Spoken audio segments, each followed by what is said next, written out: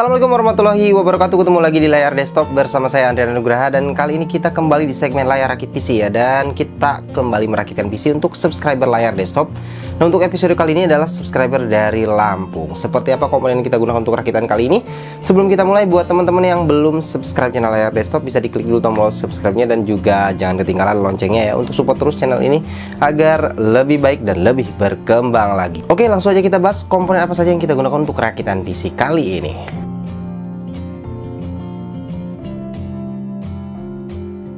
Ya, kondisi harga-harga komponen ya, terutama VGA card sampai sejauh ini ya, di bulan Oktober 2021 ini masih tergolong tinggi banget ya, bisa dibilang bukan tinggi doang ya. Tapi ya memang dengan kondisi seperti ini buat beberapa orang yang butuh PC dalam waktu dekat ya, dan nggak bisa nunggu sampai VGA itu turun ya, karena memang nggak tahu kapan turunnya, maka merakit PC di kondisi seperti ini tetap menjadi solusi. Nah, kali ini seorang subscriber dari Lampung menghubungi layar desktop untuk dirakitkan sebuah PC dengan budget sekitar 12 jutaan. Nah, komponen apa saja yang kita gunakan? Yang pertama, untuk prosesor di sini kita gunakan Intel Core i5 10400F ya, 6 core 12 thread dengan base clock di 2,9 GHz dan boost clock up to 4,3 GHz dengan harga sekitar 2,4-2,5 jutaan ya. Prosesor yang satu ini adalah opsi terbaik untuk prosesor di harga 2 jutaan saat ini dengan 6 core 12 thread ya. Di saat kompetitornya itu kelas Ryzen 5 begitu 3500, 3500X, 3600 saat ini kondisinya lagi cukup langka ya stoknya, dan harganya memang agak tinggi. Nah, 10400F ini bisa dibilang adalah opsi terbaik untuk kondisi saat ini ya, setidaknya di bulan September Oktober 2021 ini. Nah, secara performance tentu saja nggak usah diragukan ya, prosesor yang satu ini udah sering banget kita rakit dan ya jaminan mutu kalau kita pakai prosesor yang satu ini untuk kelas mid range ya.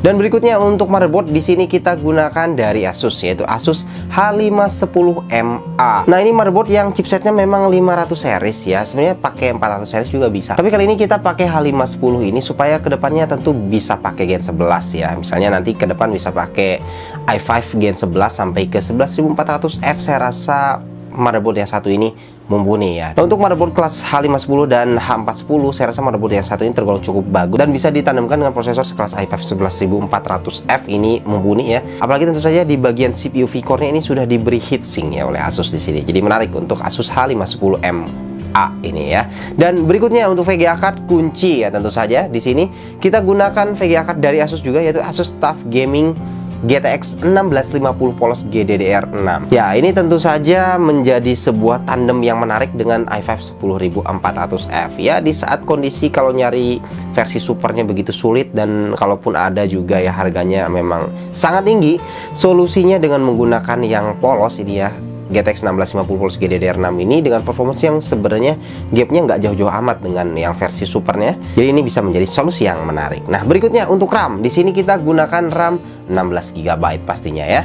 Yaitu kita gunakan dari Kingston, yaitu Kingston Fury Beast 16 GB kit 3200 MHz CL16. Nah, ini adalah RAM yang baru ini rilis nih dari Kingston. Nah, semenjak HyperX, salah satu seri andalannya Kingston untuk RAM itu diakuisisi oleh HP ya. Nah, Kingston kemudian baru-baru ini mengeluarkan yang seri Fury Beast ini. Ini salah satu RAM dengan low profile di harga yang cukup terjangkau saya rasa, untuk 16 GB 3200 MHz harga 1,2 jutaan. Nah, kenapa ngambilnya 3200 MHz sementara tentu saja kalau pakai H510 ini hanya support up to 2666 ya, karena memang harganya antara 3200 MHz dengan 2666 itu ya, untuk RAM 16 GB kit tipis banget, terutama yang seri Kingston Fury Beast ini dengan yang 2666 MHz yang versi yang lain gitu ya, itu harganya beda tipis. Ya udahlah, sekalian aja 3200 MHz, siapa tahu nanti ganti motherboard ke depan RAM-nya bisa jalan di 3200 atau lebih gitu ya. Nah, berikutnya untuk SSD di sini kita gunakan SSD dari Colorful, yaitu Colorful SL300 128 GB. Ini SSD SATA biasa aja ya, dengan harga yang cukup terjangkau di bawah 300 ribuan dapat SSD SATA 128 GB dari Colorful ini ya. Kemudian untuk penyimpanan berikutnya kita pakai hard disk 500 GB dari WD Blue seperti biasa ya, WD Blue 500 GB. Nah, untuk berikutnya power supply di sini kita gunakan power supply dari Aerocool, yaitu Aerocool United Power 580 plus ya. Ini sudah bersertifikasi 80 plus ya untuk United Power 500 ini dari Aerocool. Dan yang terakhir untuk casing, nah di sini menarik karena casingnya menggunakan Cube Gaming Frio ya. Ini casing yang mayoritas dominan warna hitam ya. Dan ini casingnya sebenarnya ukurannya ATX, walaupun tadi motherboardnya ATX. Jadi di situ memang agak kurang match ya. Tapi ya pemilik PC ini pengen pakai Cube Gaming Frill ini, dan kalau kita lihat memang di sini nggak terlalu jomplang sih ya, walaupun motherboardnya di MATX, tapi MATX-nya itu nggak terlalu kecil, jadi agak-agak cukup lebar juga, jadi nggak terlalu kelihatan jomplang di bagian bawah. Dan ini warnanya hitam, jadi nggak terlalu kelihatan ya, ketika ada ruang kosong di bawah itu nggak terlalu kelihatan kalau warnanya hitam. Kalau warna putih itu kelihatan banget gitu ya. Nah, untuk casing yang satu ini, Cube Gaming Frill ini sudah include di bagian depan itu 3 fan 3x120 ya.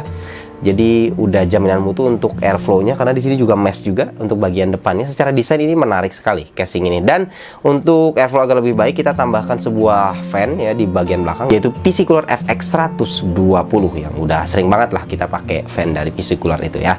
Oke, itu aja untuk komponen yang kita gunakan untuk rakitan PC kali ini, dan kita lihat seperti apa performance-nya.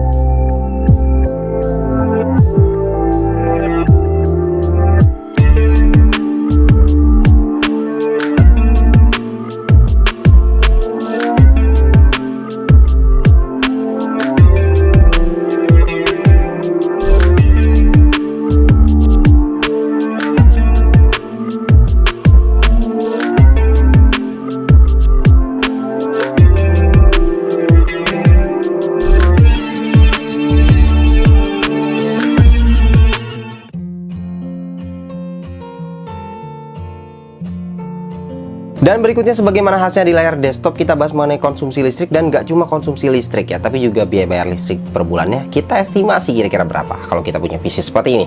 Nah, seperti biasa kita coba gaming load dulu di Cyberpunk 2077 1080p ini ya. Kita coba di game tersebut ya, Cyberpunk 2077, itu ternyata konsumsi listrik rata-ratanya adalah sekitar 200 watt. Waduh, kok agak tinggi ya? Ya, 200 watt walaupun kita pakai GTX 1650 plus GDDR6. Jadi ternyata hampir sama dengan konsumsi saat kita pakai GTX 1650 Super. Kenapa? Karena memang di sini GTX 1650 yang kita gunakan di sini itu pakai 6 pin power ya, dan tergolong agak cukup tinggi juga untuk konsumsi listriknya dibandingkan dengan kalau yang sebelumnya kita rakit pakai GTX 1650 tanpa pin power seperti yang kita pakai yang versi Inno 3D ketika itu di rakitan 9 juta kalau nggak salah, bisa kalian cek.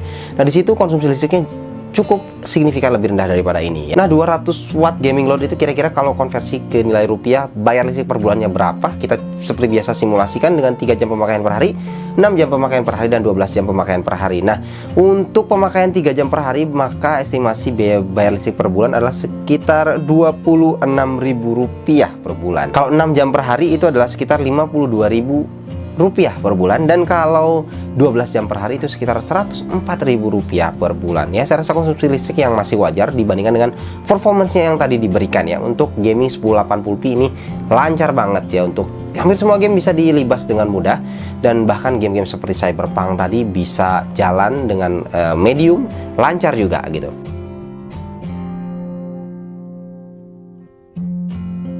Oke teman-teman, itulah tadi ya rakitan PC kita kali ini, kombinasi antara i5 10400F dengan GTX 1650 polos GDDR6 dari Asus seri TUF Gaming ya. Dan kita lihat secara performance untuk gaming 1080p lancar pastinya ya. Untuk game-game AAA aja seperti Shadow of the Tomb Raider, kemudian The Witcher 3, GTA 5 itu bisa disikat rata kanan. Dan FPS-nya juga masih sangat-sangat playable di 50-60an lebih. Bahkan untuk GTA 5 tadi bisa di atas 80 ya untuk rata kanannya ya. Dan untuk game seperti Cyberpunk 2077 yang sangat berat sekali, itu bisa kita set medium 1080p, dan FPS-nya juga masih oke di 40-50an FPS gitu ya. Jadi menarik sekali untuk kombinasi antara i5 10400F dengan GTX 1650 polos GDDR6. Apalagi kalau untuk game-game e-sport ya semacam Valorant ya udah terbang tinggi lah ya, seperti yang tadi bisa dilihat. Jadi ini opsi yang menarik untuk kondisi kita saat ini, di mana harga-harga VGA masih tergolong tinggi, tapi ya dengan performance seperti ini cukup bisa mengobati lah ya, saya rasa gitu ya. Dan berikutnya yang paling penting tentu saja pertanyaan yang paling sering ditanya, yaitu berapa budgetnya kalau punya PC seperti ini. Nah, budget untuk PC ini seperti halnya tadi saya singgung di awal, yaitu sekitar 12 jutaan ya. Dengan 12 jutaan performance seperti tadi, kondisi harga seperti saat ini, saya rasa ini tergolong cukup worth it lah ya. Apalagi juga nyari GTX 1650 GDDR6 juga susah juga, apalagi yang versi supernya lebih susah lagi. Jadi saat kondisi nyari VGA susah ya, dapat performance seperti ini dengan budget 12 jutaan, saya rasa tergolong oke gitu ya. Oke teman-teman, itu aja untuk video kali ini. Mudah-mudahan bisa memberi manfaat untuk teman-teman di rumah ya. Dan terima kasih teman-teman sudah menonton. Sampai jumpa di video berikutnya. Jangan lupa untuk like, share, dan juga subscribe. Assalamualaikum warahmatullahi wabarakatuh.